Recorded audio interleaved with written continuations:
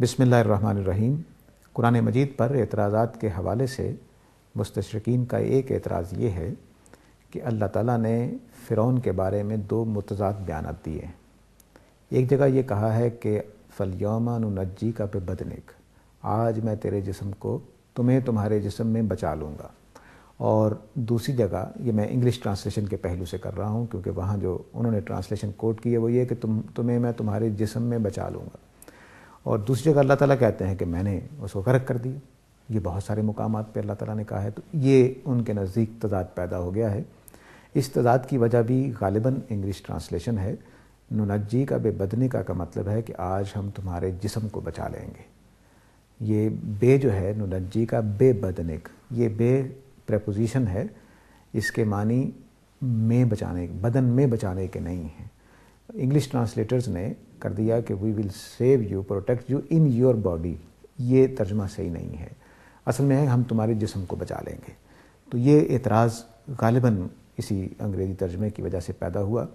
تو اصل بات یہ ہے کہ اللہ تعالیٰ نے فرعون سے یہ کہا کہ آج میں تمہارے ڈیڈ باڈی کو، تمہارے جسم کو محفوظ رکھوں گا تاکہ یہ نشانی بن جائے میری طرف سے۔ یہ اللہ تعالیٰ نے ایک موقع پر بیان کیا ہے۔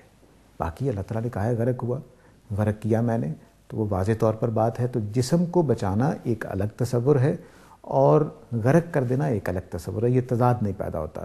یا تو اللہ تعالیٰ کہتے ہیں کہ میں نے اس کو بچا لیا، نکال لیا۔ اللہ نے کہا ہے کہ اگر وہ بھی ترجمہ لے لیں جو انگلش والوں نے کیا ہے کہ میں تمہیں تمہارے جسم میں بچا لوں گا، تو یہ نہیں کہا کہ غرق ہونے سے میں نے بچا لیا، یہ تو اللہ نے کہا ہی نہیں ہے۔ غرق ہوا، غرق ہونے کے بعد زندہ نکال لیا گیا، الگ بات ہے۔ تو اگرچہ وہ بات ہے نہیں ہے، لیکن میں ایک صرف برسبیل تذکرہ یہ کہہ رہا ہوں کہ اگر وہ بات مان بھی لی جائے تو وہ غرق ہونے میں کوئی تضاد پیدا نہیں ہوتا۔